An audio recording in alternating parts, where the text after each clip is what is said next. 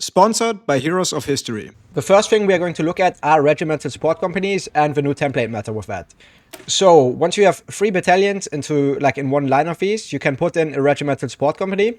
That is basically all they changed with template designing. So right now we couldn't add one, and with this one we could add one. So there are 6 different ones for infantry or infantry type units. So cavalry and motorized also only have these 6 different choices. Infantry guns, regimental rocket battery, anti-tank battery, heavy weapons company, and motorized heavy weapons company. And anti-air, as you can see, so it's actually 7.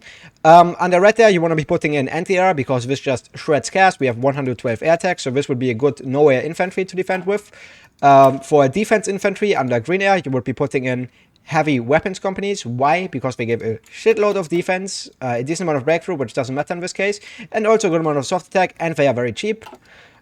For mountaineers, you would want to put in the motorized heavy weapons company. Why motorized and not normal heavy weapons? It's because it gets more breakthrough.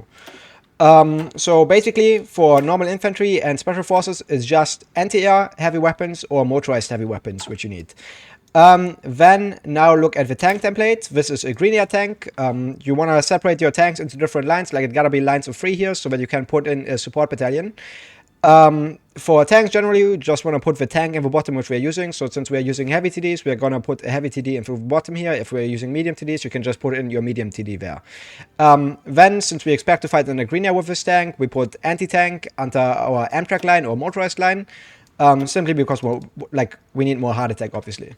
For red air, you just put in anti-air and heavy SPA, and you get 209 air attack. In general, you can probably notice CAS is dead in the new update. Like you have just infinite air attack, 209 air attack, and then our infantry has it has 112 air attack. So like in a normal battle, like with 18 whiffs, I don't know, if you have 5 of these in a battle, you have over 500 air attack.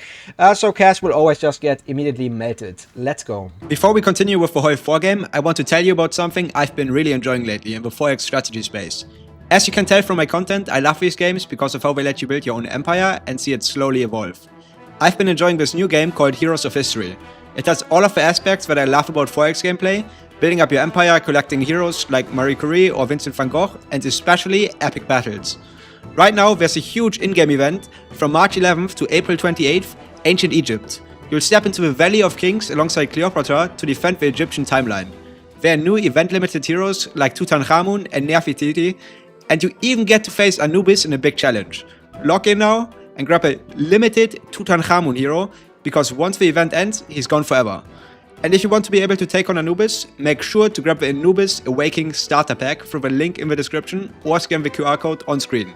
This will give you 10 antimatters, 2000 XP, 20,000 food and 5 Duat keys. Trust me, it makes the event way more fun. If you love building civilizations and collecting legendary heroes as much as I do, definitely check out Heroes of History. It's free to play and the Ancient Egypt event is not something you'll want to miss. Back to the video.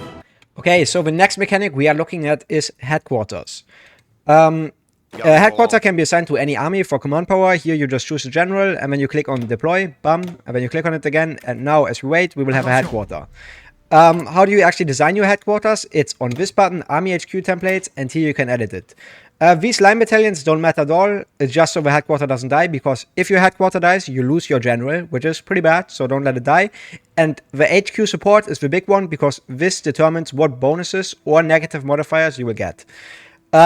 The meta is pretty much, in my opinion, headquarter staff. This is always worth it because it gives 20% leader skill bonuses, which is just a lot of flat stats.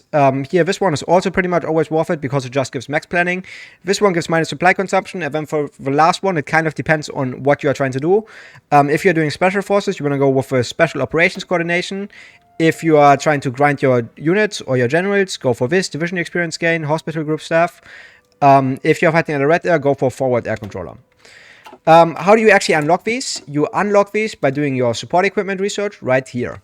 It's also worth noting that some of these gain like special bonies here, special abilities.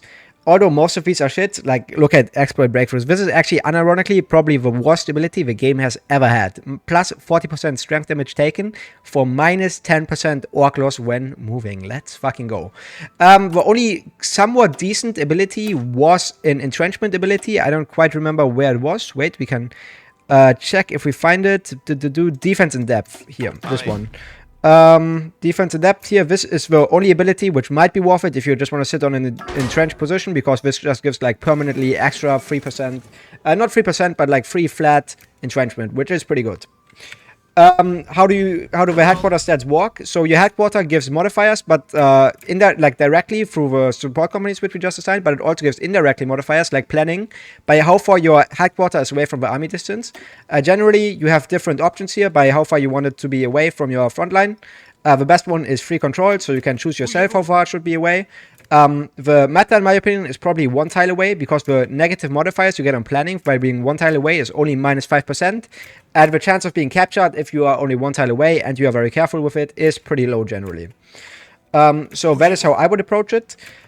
Is there anything else I need to discuss? Wait, let me think about it for a second. But no, I think that would be it for headquarters, at least for the basics. You should understand everything with this. Okay, we got another change, which I just want to mention for completion. On ships, if you grind them during a battle and you sink enemy ships, like here, you can get medals now. For example, you can get minus 5% Navy fuel consumption on one ship for 30 political power. So what I'm trying to say is this is useless, never bother with this. Then also you can upgrade captains to admirals by promotion, just like it works with generals. This is also kind of useless, just grind like good admirals already, so don't bother with this. But yeah, I just wanted to mention it for completion. Okay, the next change is to Special Forces Doctrine. In general, you have 2 choices. This one allows you to make more Special Forces, and this one allows you to make better Special Forces. Of course, you can always exploit the Special Forces cap, so it doesn't really matter. So you really always want to be doing this, unless for some reason you don't want to do the exploit. And then you can do 1 Mountaineer Doctrine or 1 Marine Doctrine. So you don't have the paths like in which you can choose anymore. In general, the meta is, wait, I know the stone. Yeah, the best Mountaineer one is the Cold Weather Specialist. The Expeditionary one is the best Marine Doctrine. For Paratroopers, it doesn't matter. Like, don't do Paratroopers. And if you want to do Paratroopers, from just looking at it, I suppose you would want to be doing this one. And for Rangers, you want to do the Ranger Jungle Training. But in general, it's important to note that Rangers got nerfed hugely by this, so in my opinion, just do Cold Weather Specialists and Expeditionary units and do Mountaineers and Marines. Don't bother with the other Special Forces anymore. Another new change is that you can edit your Amtrak, just like Mechanized. The meta here is exactly like with Mechanized, you just want to do production cost. Any other edit here is useless. So if you have XP, do production cost, and that's it. There is also a new doctrine, which is called Dispersed Operations.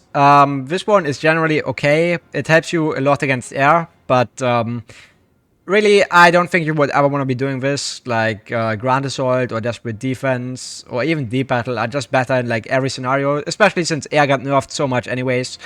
It's kind of like a mass mob-ish anti-air doctrine, but yeah, I won't do it.